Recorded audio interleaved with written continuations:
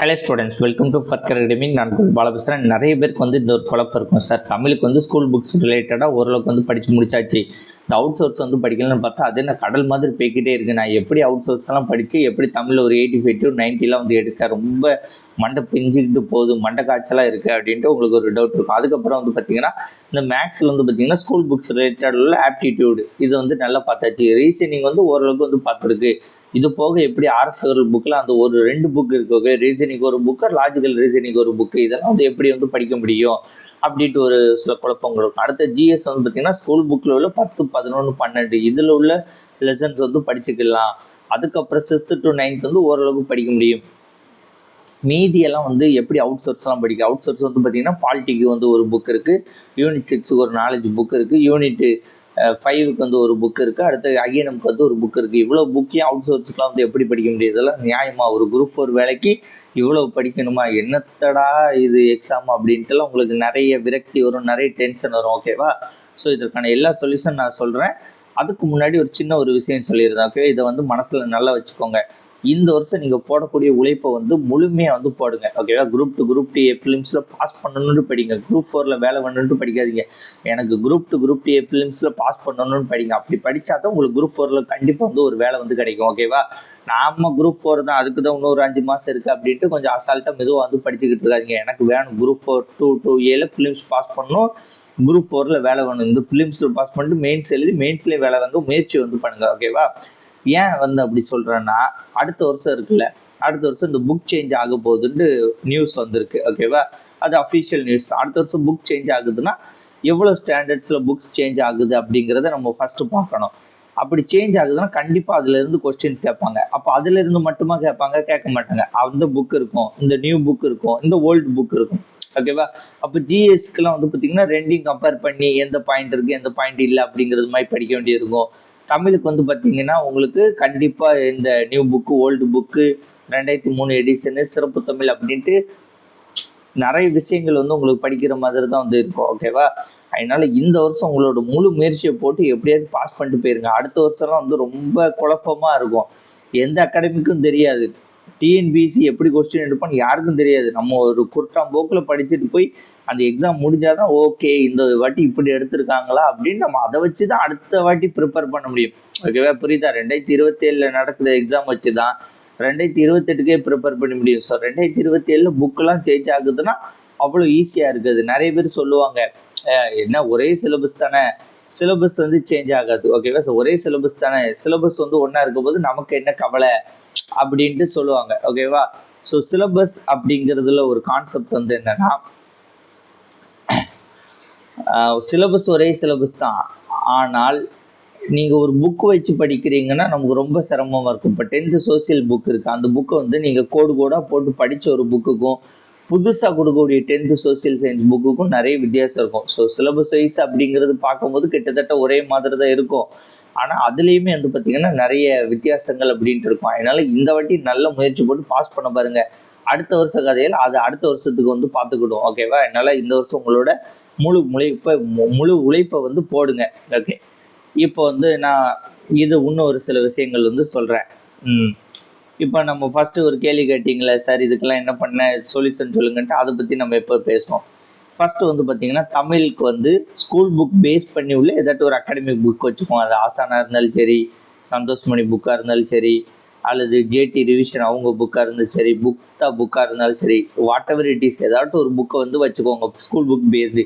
அந்த புக்கை 1 hour ஒரு டைம் படித்த போது ஒரு 2-3 டைம் படிக்க முடியும். அதுலேருந்து கேள்வி கேட்டால் நான் ஒரு கேள்வி கூட தப்பு பண்ண மாட்டேன்.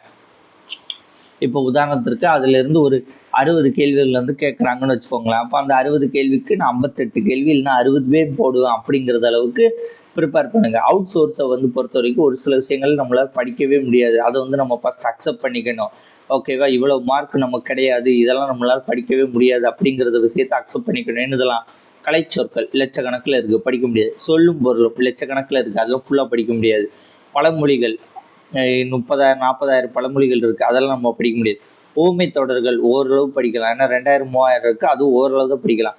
மரபு தொடர்கள் கிளிநொச்சி மாவட்ட மகர வரிசைன்னு ஒரு புக் இருக்குல்ல, அந்த ஒரு புக்கிலேருந்து கேட்டால் மட்டும்தான் நம்மளால் பதில் சொல்ல முடியும். ஏன்னா அது மட்டும்தான் ஓரளவுக்கு இந்த பேஜஸில் அப்படிங்கிறது கொஞ்சம் குறைவாக இருக்குது. அடுத்தது இந்த எளிய மொழிபெயர்ப்பு இருக்குல்ல, அதுக்கெல்லாம் வந்து பார்த்திங்கன்னா எதுலையாட்டு இருந்து கேட்பானுங்க. நமக்கு வந்து ஒரு மார்க்குன்னு பார்த்தீங்கன்னா, இப்போ இந்த கலைச்சொற்கள் 10 மார்க், இந்த சொல்லும் பொருளும் அதை பேஸ் பண்ணி ஒரு 10 மார்க் வந்துடும். ஓகேவா, 20 கொஸ்டின். அடுத்தது இந்த பழமொழிகள், ஓமை தொடர்கள், பழமொழி, ஓமை தொடர், மரபு தொடர், இந்த எளிய மொழிபெயர்ப்பு, இந்த 3ஐயும் சேர்த்து ஒரு 10னா ஒரு 30 கொஸ்டின்ஸ் கிட்ட நம்மளால் வந்து 100% ப்ரிப்பரே பண்ண முடியாதுங்கிறத நீங்கள் ஃபஸ்ட்டு ஒத்துக்கணும். ஓகேவா, நீங்கள் இந்த 30 கொஸ்டினை பிடிச்சிக்கிட்டே இருந்தீங்கன்னா ரொம்ப டஃப் ஆகிரும். இந்த 30 கொஸ்டினை விட்டுட்டு 70 கொஸ்டின் இருக்குல்ல, இதுக்கு நல்லா ஃபோக்கஸிங் பண்ணி படிங்க. ஓகே, என்னெல்லாம் படிக்கணும் அப்படின்னு படிங்க.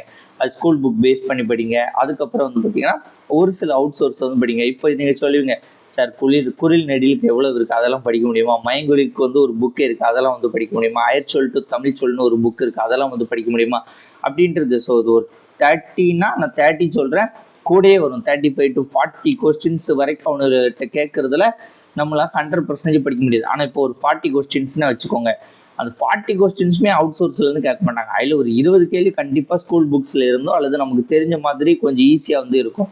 அப்போ அந்த 60 + இந்த 20, இந்த 80 மார்க்கை தான் நம்ம தமிழில் எடுக்க முயற்சி பண்ணுமே தவிர, தமிழுக்கு வந்து 100 மார்க் அப்படிங்கிற ஸ்ட்ராட்டஜிக்கு போனால் நம்ம மாட்டிக்கிடுவோம். ஏன்னா தமிழில் 100லாம் எடுக்கவே முடியாது. 100 எடுக்கணும்னா அவன் நம்ம ஸ்கூல் புக்கு பேஸ் பண்ணி 100 கேள்வி கேட்டால் மட்டும்தான் நம்மளால் 100 எடுக்க முடியுமே தவிர, மற்றபடி இப்போ அவுட் சோர்ஸ்லாம் போயிட்டாங்கன்னா நம்மளால் கண்டிப்பாக 100 எடுக்க முடியாது அப்படிங்கிறத நீங்கள் ஃபஸ்ட்டு புரிஞ்சுக்கணும்.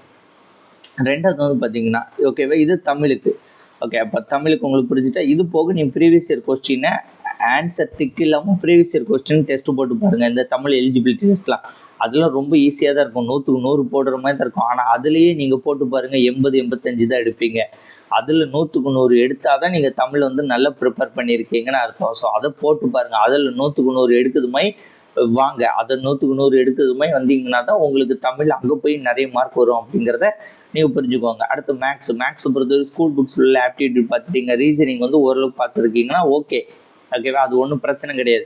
இந்த ஆர்எஸ் அகர்வால் புக்கெலாம் கண்டிப்பாக படிக்க முடியாது. அதுக்கு 2 புக்கு இருக்குது, அதெல்லாம் ஒரு 1000 புக்கு பக்கம் இருக்குது. அதில் லட்சக்கணக்கான கணக்குகள் இருக்கும். அவ்வளோ கணக்குகள்லாம் உட்காந்துட்டு நம்ம வந்து படிச்சுக்கிட்டு இருக்க முடியாது. ஓகேவா, அதனால் அதெல்லாம் நீங்கள் ஒரு பெரிய இஷ்யூவாக எடுத்துக்கிட்டீங்க. ஸ்கூல் புக்ஸ் கணக்கை நல்லா பாருங்கள். ரீசனிங் வந்து ஓரளவுக்கு எல்லா டாப்பிக்கும் வந்து பார்த்துக்கோங்க. கண்டிப்பாக ஆப்டிடியூடு தான் 18 கேட்பான், ரீசனிங்கில் ஒரு 7 தான் கேட்பான். அந்த 7 வந்து பார்த்திங்கன்னா உங்களுக்கு தெரிஞ்சது ஒரு 3 இருக்கும். அதனால் ரீசனிங் பார்த்து ரொம்ப வந்து நீங்கள் பயப்பட வேண்டாம். இன்னொன்று வந்து என்னென்னு பார்த்தீங்கன்னா, ப்ரீவியஸ் இயர் கொஸ்டினை வந்து டெஸ்ட்டு போட்டு பாருங்கள். தமிழுக்கு டெஸ்ட்டு போடணும், ப்ரீவியஸ் இதுக்கு மேக்ஸுக்கும் ப்ரீவியஸ் இயர் கொஸ்டின் டெஸ்ட்டு போடணும். ஜிஎஸ் இருக்குல்ல, ஜிஎஸ்க்கு வந்து பார்த்திங்கன்னா சேம் மெத்தட் தான். ஸ்கூல் புக்ஸில் உள்ளதை நல்லா படிச்சுக்கோங்க. ஆனால் ஜிஎஸ்சில் வந்து என்ன ஒரு முக்கியம்னா, தமிழ் மேக்ஸ் மாதிரி இந்த அவுட் சோர்ஸ் வந்து முக்கியம் இல்லைன்னு கிடையாது. அவுட் சோர்ஸ் கண்டிப்பாக முக்கியம். குவாலிட்டி அவுட் சோர்ஸ் முக்கியம், யூனிட் 6 அவுட் சோர்ஸ் முக்கியம், யூனிட் 5 அவுட் சோர்ஸ் முக்கியம், ஐஎன்எம் அவுட் சோர்ஸ் வந்து முக்கியம். கண்டிப்பாக இந்த 4க்கும் வந்து நீங்கள் அவுட் சோர்ஸ் வந்து படிச்சிருக்கணும். ஓகேவா, இந்த 4க்கு வந்து நம்ம நோட்ஸ் வந்து ரெடி பண்ணி வச்சுருப்போம். அந்த இதையாட்டு நல்லா படிச்சுக்கோங்க, போதுமானது. அந்த புக்ஸ் எல்லாம் படிக்கலாம் கூட இந்த இதை படிச்சுக்கோங்க, போதுமானது. அவுட் சோர்ஸ் வந்து இதுக்கு படிக்கணும். அப்போ உங்களுக்கு சிம்பிளாக புரிஞ்சுட்டு, தமிழுக்கு வந்து ஸ்கூல் புக் பேஸ்டு ஃபஸ்ட் நல்லா படிக்கணும், மேக்ஸுக்கு வந்து school book based and previous year question. ஜிஎஸ்க்கு வந்து பார்த்தீங்கன்னா உங்களுக்கு என்னது, school book based plus out source plus previous year question. So இந்த ப்ரீவியஸ் இயர் கொஸ்டின்லாம் வந்து நான் பார்த்தீங்கன்னா போட்டேன், ஒரு டெஸ்ட் பேட்சாக இப்போ போட்டேன். இன்னும் அடுத்த மாதம் வந்து போடுவேன், ஒரு ஆகஸ்ட்டில் போடுறேன். ஆனால் இதுக்கு வந்து உங்களுக்கு இது தேவையா இல்லையாங்கிறது உங்களுக்கு தெரிய மாட்டேங்குது. நான் வந்து இப்போ கஷ்டப்பட்டு அதை ரெடி பண்ணேன், ஒரு 6 மாதம் உட்காந்து ரொம்ப கஷ்டப்பட்டு உட்காந்து ரெடி பண்ணிட்டு, எப்போ இப்படி ஒரு சிஸ்டம் இருக்குது அப்படின்னு கொடுத்தா, சார் இதுக்கு நீங்கள் வாரம் என்ன படிக்க கொடுப்பீங்க, அப்படியே நீங்கள் அதை வந்து ஒரு சீரியஸ்னஸ்ஸாக எடுத்துக்கல. ஓகேவா, அது வந்து ரொம்ப முக்கியமானது. அதை நான் எப்படி சொல்லன்னு தெரில.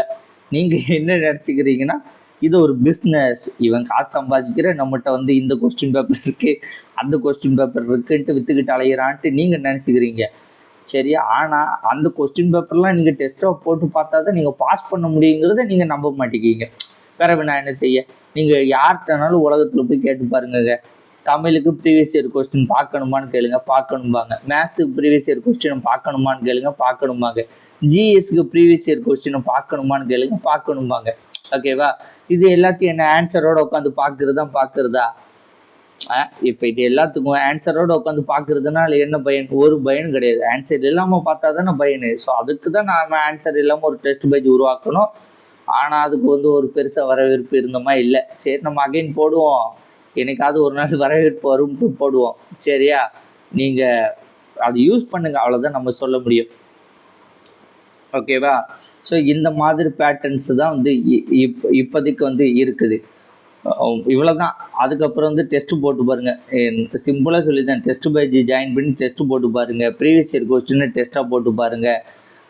நான் சொன்னேன், இப்போ இந்த தமிழ், மேக்ஸு, ஜிஎஸ்க்கெலாம் இந்த ஸ்ட்ராட்டஜியை யூஸ் பண்ணுங்கள்.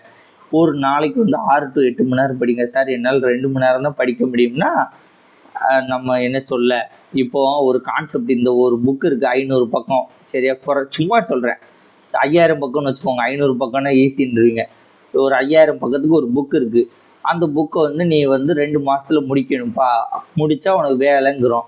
நான் 2 மணி நேரம் தான் படிப்பேன்னா சரி படிங்க. நீங்கள் 2 மணி நேரம் படித்தா சரி, 4 மணி நேரம் படித்தா சரி, 6 மணி நேரம், 8 மணி நேரம், 10 மணி நேரம், வாட் எவர் இட் இஸ், நீங்கள் எவ்வளோ நேரம் படித்தாலும் சரி, இந்த 5000 பக்கத்தை படிங்க. இந்த பக்கத்துலேருந்து நான் 200 கேள்வி கேட்பேன். அந்த கேள்விக்கு நீங்கள் பதில் சொல்லிட்டீங்கன்னா நீங்கள் பாஸுங்கிறேன்.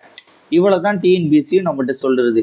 நான் ஒரு புக்ஸ் எல்லாம் நீ எதனாலும் படி, நான் கேட்குற கேள்விக்கு பதில் சொன்னால் நீ பாஸ். நீ 2 மணி நேரம் படித்தாலும் சரி, 12 மணி நேரம் படித்தாலும் சரி, அப்படிங்கிறது அவங்க ஆட்டிடியூடாக இருக்கும். ஸோ நீங்கள் தான் வந்து என்ன பண்ணணும்னா படிக்கக்கூடிய நேரத்தை அதிகப்படுத்தணும். ஓகேவா? இன்னும் வந்து பார்த்திங்கன்னா இப்போ ஜூலை முடிஞ்சு August, September, October, November, December.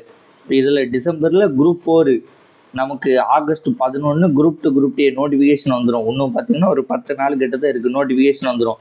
இந்த செப்டம்பர் லாஸ்ட்டு குரூப் 1 ஃபிலிம்ஸ் இருக்குது. ஸோ அந்த குரூப் 1 26 வேகன்சினால யாரும் அது பெருசாக கண்டுக்கல. ஆனால் அப்ளை பண்ணவங்க இப்போ எழுதி பாருங்கள், யூஸ்ஃபுல்லாக தான் இருக்கும். குரூப் 2 வந்து அக்டோபர் லாஸ்ட் வந்து வச்சுருக்காங்க.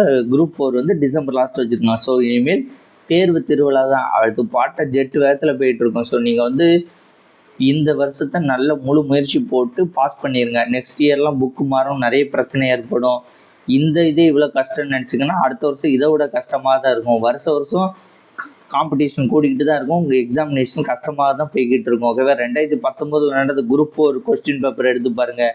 2025 நடந்த குரூப் 4 கொஸ்டின் பேப்பரை எடுத்து பாருங்கள். உங்களுக்கு டிஎன்பிசியோட வித்தியாசம் வந்து உங்களுக்கு நீங்களே கண்கூட வந்து பார்க்க முடியும். ஓகே, அவ்வளோ சேஞ்சஸ் வந்து இப்போ ஏற்பட்டிருக்கும்.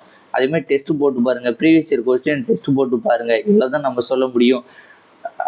அதே மாதிரி இந்த நிறைய மெட்டீரியல் கொடுத்துக்கிட்டே இருப்பானுங்க. எல்லா மெட்டீரியலும் உட்காந்து படிச்சுக்கிட்டு இருக்காங்க. இப்போ வந்து பார்த்திங்கன்னா இந்த கவர்மெண்ட் மெட்டீரியல் ஒன்று வந்திருக்கு, ஒரு 1200 பக்கமாக ஏதோ ஒன்று வந்திருக்கு. அதெல்லாம் நீங்கள் எப்போ படிக்கணும்னா நீங்கள் இந்த இதெல்லாம் படிச்சுட்டீங்க, அந்த இதெல்லாம் சும்மா ரீடு தான். ஓகேவா? அதை உட்காந்து ஃபஸ்ட்டு படித்து அதுலேருந்து தான் டிஎன்பிசி கேள்வி கேட்பான்லாம் எங்கேயும் கிடையாது. இந்த கவர்மெண்ட் மெட்டீரியலுங்கிறது டிஎன்பிசிக்காண்டி வேலை பார்க்கக்கூடிய ஒரு கவர்மெண்ட்டோட அமைப்பு. வேலை பார்க்கக்கூடியன்னா மாணவர்களுக்கு பயிற்சி வழங்கக்கூடிய ஒரு அமைப்பு தானே தவிர மற்றபடி வந்து ஒன்றும் வந்து கிடையாது. நீங்கள் அந்த பிடிஎஃப்லேருந்து தான் வரும். கவர்மெண்ட்டே கொடுத்துட்டு யூஏன்ட்டு யூடியூப்பில் பேசிக்கிட்டு இருப்பானுங்க. அதெல்லாம் ஒன்றும் பெருசாக எடுத்துக்கிடாதீங்க. சரியா? டிஎன்பிசி எப்படி கேட்பான்னு டிஎன்பிசி தலைவருக்கே தெரியாது. சரியா? அதனால் கொஸ்டின் பேப்பர் எப்படினாலும் வரும், அதுக்கு ப்ரிப்பேராக வந்து இருங்க. ஓகே, இது ஓரளவுக்கு உங்களுக்கு புரிஞ்சுக்கும்னு நினைக்கிறேன். தேங்க்யூ. வேறு ஒரு வீடியோன்னு சந்திப்போம். நன்றி, வணக்கம், பை.